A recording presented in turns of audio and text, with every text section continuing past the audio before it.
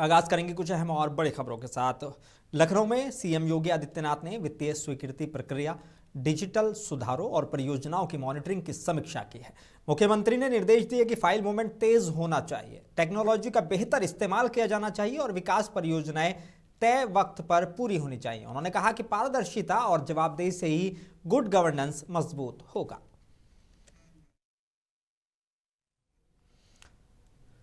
और शहीद दिवस के मौके पर उत्तर प्रदेश के मुख्यमंत्री योगी आदित्यनाथ और उप मुख्यमंत्री ब्रजेश पाठक ने राष्ट्रपिता महात्मा गांधी को पुष्पांजलि अर्पित की है। इस मौके पर दोनों नेताओं ने बापू के बलिदान को याद करते हुए सत्य, अहिंसा और राष्ट्र सेवा के मूल्यों के प्रति अपनी प्रतिबद्धता दोहराई है।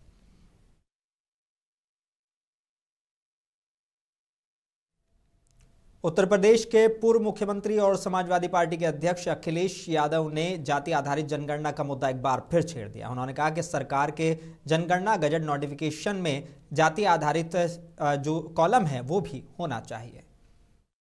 अभी आप लोगों के लिए सबसे बड़ी बात है, सेंसस आ रहा है। सेंसस जिसमें हम आपकी सब चीजें गिनी जाएंगी।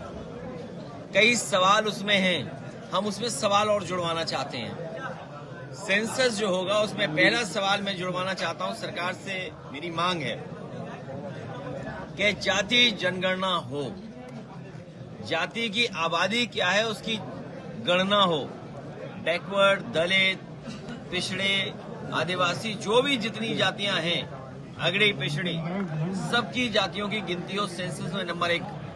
नंबर 2, सेंसस में हमारी मांग होगी कि सरकार ने सबको वैक्सीन लगवाई और वैक्सीन की वजह से सुनने में आता है कि बहुत सारे लोगों की जान गई है। तो कम से कम सेंसस जब हो रहा है तो ये मांग उठती है हमारी तरफ से कि जिन लोगों की जिस भी बीमारी से जान जा रही है और खासकर उनकी जिन्होंने वैक्सीन लगवाई और वैक्सीन के बाद बूस्टर लगवाया है, तो अगर सरकार के पास आंकड़े होंगे तो भविष्य में स्वास्थ्य विभाग को और डॉक्टर्स को, रिसर्च करने वालों को आसानी होगी कि हम अपनी जनता के लिए, उनके इलाज के लिए, उनके स्वास्थ्य के लिए क्या फैसले लें। उत्तराखंड के मुख्यमंत्री पुष्कर सिंह धामी ने कहा है कि आत्मनिर्भर भारत और विकसित भारत के सपने को साकार करने में भारत सरकार के प्रगति पोर्टल की अहम भूमिका है। बता दें कि परियोजनाओं, योजनाओं और जन शिकायतों को त्वरित समीक्षा और समाधान के लिए साल 2015 में Pragati proactive and timely implementation portal बनाया गया था। ये पोर्टल डिजिटल इंडिया कार्यक्रम के तहत शुरू किया गया था। इसके माध्यम से केंद्र सरकार की प्रमुख योजनाओं की निगरानी होती है और सामने आ रही समस्याओं का समाधान किया जाता है, जिससे विकास कार्य तेजी से पूरे हो पाते हैं। सीएम धामी ने बताया कि वर्तमान में उत्तराखंड में 3.5 लाख करोड़ रुपए की कुल निवेश वाली लगभग 42 बड़ी परियोजनाओं की निगरानी की जा रही है। इसमें से लगभग 1.22 लाख करोड़ रुपए के 15 हाई वैल्यूज प्रोजेक्ट की समीक्षा प्रगति पोर्टल मैकेनिज्म के तहत हो रही है। उन्होंने बताया कि इनमें से 10 योजनाएं पूरी हो चुकी हैं, जबकि 32 परियोजनाओं पर तेजी से काम चल रहा है। जो 32 परियोजनाएं निर्माणाधीन हैं, उनमें से 12 परियोजनाएं सीधे प्रगति पोर्टल के तहत मॉनिटर की जा रही हैं। उत्तराखंड राज्य में 42 परियोजनाएं, इनकी निगरानी इस प्रगति पोर्टल के माध्यम से केंद्र की सरकार करती है और इनमें सब मिलाकर एक बड़ा निवेश 3.5 लाख करोड़ का निवेश है और इनकी समीक्षा लगातार प्रगति पोर्टल के माध्यम से की जा रही है और इसमें से 10 योजनाएं अभी तक पूरी हो चुकी हैं। 32 परियोजनाओं पर तेजी से अभी काम चल रहा है। तेल और गैस के क्षेत्र में 3 परियोजनाएं हैं और ऊर्जा उत्पादन के क्षेत्र में 1 परियोजना है। विमानन और विमानन अवसंरचना में 1 परियोजना है। शिक्षा के क्षेत्र में 1 परियोजना है। अब महोबा से इस वक्त बड़ी खबर है। जल शक्ति मंत्री स्वतंत्र देव सिंह के कार्यक्रम में जमकर बवाल हो गया। चरखारी विधायक ब्रजभूषण राजपूत ने गांवों में पानी नहीं आने और सड़कों की खुदाई को लेकर मंत्री के सामने कड़ा विरोध जताया। नोकझोंक के बाद मामला डीएम कार्यालय तक पहुंचा, जहां गेट बंद कर बैठक हुई। कलेक्ट्रेट पुलिस छावनी में तब्दील रहा और समर्थकों ने जमकर नारेबाजी की। देखिए, मोदी जी की योजना है ये, हर घर नल योजना, ये देश के यशस्वी प्रधानमंत्री माननीय नरेंद्र मोदी जी की योजना है। और मोदी जी की योजना को धरातल पर पहुंचाने के लिए, उसका कार्य पूर्ण कराने के लिए किसी को भी अगर रोकने की जरूरत पड़ेगी, घेराव करने की जरूरत पड़ेगी, तो मैं रोकूंगा।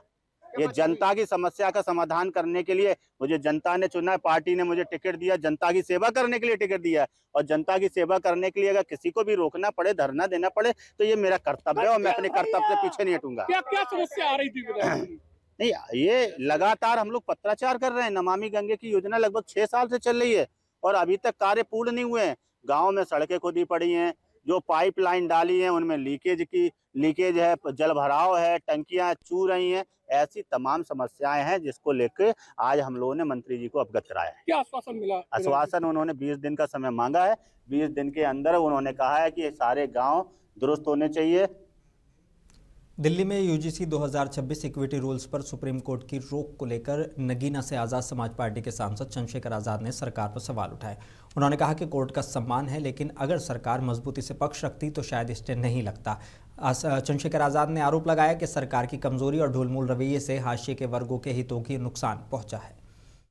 मेरी प्रतिक्रियाएं स्पष्ट हैं कि मैं सर्वोच्च न्यायपालिका का बड़ा सम्मान करता हूं और मैं इसमें सर्वोच्च न्यायपालिका पे कोई सवाल नहीं खड़ा कर रहा हूं, लेकिन मैं मानता हूं कि अगर सरकार मजबूती से अपना पक्ष रखती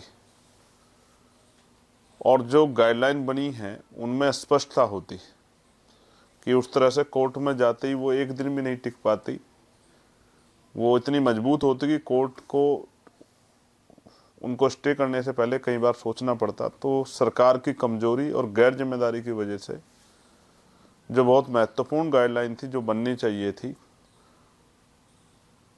और कुछ संशोधन उसमें जिनकी डिमांड हम लोग कर रहे थे, उन संशोधनों के साथ उस पर स्टे लगा। और ये सरकार के द्वारा जो कमजोर पक्ष रखा गया, और उसका उदाहरण ये है कि जिस तरह से इसके बाद सरकार के मंत्रियों ने, जैसे एक मंत्री बिहार से आते हैं, उन्होंने स्टेटमेंट दिया कि वो स्वागत करते हैं सुप्रीम कोर्ट के द्वारा जो रोक लगाई गई है। इसका मतलब सरकार की मंशा थी कि इस पर रोक लग जाए। तो ये सरकार के कमजोर पक्ष, कमजोर वर्गों के पक्ष में कमजोर पक्ष रखने के कारण माननीय सर्वोच्च न्यायपालिका में इसलिए हुआ। अगर सरकार मजबूती से पक्ष रखती तो ये स्टे नहीं होता। अयोध्या से एक बयान चर्चा में है। जगत गुरु परमहंस आचार्य ने यूजीसी नियमों पर सुप्रीम कोर्ट की रोक का स्वागत किया है। उन्होंने कहा कि प्रधानमंत्री पर बाहरी प्रभाव का दावा करते हुए उन्होंने इसके विरुद्ध विशेष पूजा पाठ किया है। आचार्य ने कहा कि अब भारत की प्रगति को कोई ताकत रोक नहीं सकती। माननीय सर्वोच्च न्यायालय ने न्याय किया है। न्याय का सबसे बड़ा मंदिर है सर्वोच्च न्यायालय। देशवासियों की जो अपेक्षा थी वो पूर्ण हुई है। यह यूजीसी की जो नई नियमावली थी, ये छात्रों में आपस में लड़ाने का काम था। जब एक टीचर पढ़ा रहे, एक अध्यापक पढ़ा रहे हैं, एक जगह बैठ के बच्चे पढ़ रहे हैं, बच्चों की जाति सिर्फ वो विद्यार्थी हैं। जिस तरह से जब कोई पुलिस में भर्ती हो गया तो उसकी जाति केवल पुलिस है, सेना में भर्ती हो गया तो उसकी जाति केवल सैनिक है। तो आज आप विद्यार्थी में करें, कल आप पुलिस में करोगे, परसों सेना में, कैसे देश ही चौपट हो जाएगा। तो मैं बहुत दुखी था। हमने माननीय प्रधानमंत्री नरेंद्र मोदी जी को पत्र लिखा था कि इसको वापस करिए, नहीं मुझे इच्छा मृत्यु की अनुमति दीजिए। जैसे ही आज पता लगा कि इस पर रोक लग गया तो मुझे बहुत खुशी हुई। लेकिन मुझे ये लग रहा था कि मोदी जी ऐसा कर कैसे सकते हैं। तब तक एक न्यूज आई कि देश के माननीय रक्षा मंत्री श्री राजनाथ सिंह जी ने बड़ी गोपनीय बात बताया कि मोदी जी को कुछ लोग अपने बस में करने के लिए तंत्र मंत्र करके वशीकरण कर रहे हैं। मैंने ध्यान लगा के देखा, तब पता लगा कि अमेरिका के जो राष्ट्रपति है ट्रंप, ये सरवा जो है वशीकरण कर रहा था। अब क्योंकि मोदी जी से पूरी दुनिया के लोग जो है डर गए थे, इसलिए अब हम लोग जो है मंत्र जपेंगे कि दोबारा कोई ऐसा न करे और मोदी जी ऐसा कोई कानून न बनाए कि आपस में लोग जो है तो झगड़े और हमारे देश का विकास रुक जाए। अयोध्या के गांधी पार्क में आज कुर्मी समाज और भारतीय किसान यूनियन का जोरदार हल्ला बोल प्रदर्शन देखने को मिला। सिरातू विधायक पल्लवी पटेल ने जिला प्रशासन के खिलाफ मोर्चा खोलते हुए धरने को संबोधित किया और समाज की एकता पर जोर दिया। मुकदमे वापस लेने की मांग को लेकर वो खुद धरने पर बैठी। एसपी ग्रामीण ने निर्दोषों पर कार्रवाई नहीं होने का भरोसा दिलाया है। के अंतर्गत के साथ जो घटनाक्रम हुआ, उनके लिए न्याय मांगने के लिए विभिन्न राजनीतिक संगठन और तमाम सामाजिक लोगों ने बढ़ चढ़कर हिस्सा लिया और उनके परिवार के प्रति न्याय की गुहार प्रशासन से की। तत्पश्चात प्रशासन की तरफ से जो लोग वहां गए, जिन्होंने समाज के व्यक्ति के लिए न्याय की गुहार की, उनके ऊपर 95 लोगों के ऊपर नामजद FIR दर्ज की गई। लगातार किसी न किसी बहाने से उनको शोषण किया जा रहा है, उनको बार बार थाने पे बुलाया जा रहा है। ये कहीं ना कहीं एक मानसिक दबाव, और उसी घटनाक्रम के मद्देनजर यहाँ पर तमाम जो सामाजिक प्रतिष्ठित लोग हैं, तमाम राजनीतिक संगठन जो है, विशेष रूप से आज इस न्याय पंचायत की अध्यक्षता कर रहे पूर्व चेयरमैन आदरणीय मायाराम जी मेरे बगल में बैठे हैं, आप सबने निर्णय लिया कि समाज को इस गांधी पार्क में बुला करके इस प्रकरण में हम प्रशासन को अल्टीमेटम देते हुए परिवार और 95 लोग जो नामजद है उनके खिलाफ जो मतलब निष्पक्ष कार्रवाई की मांग करें और उसको लिखित रूप से हम आश्वासन प्रशासन से ले।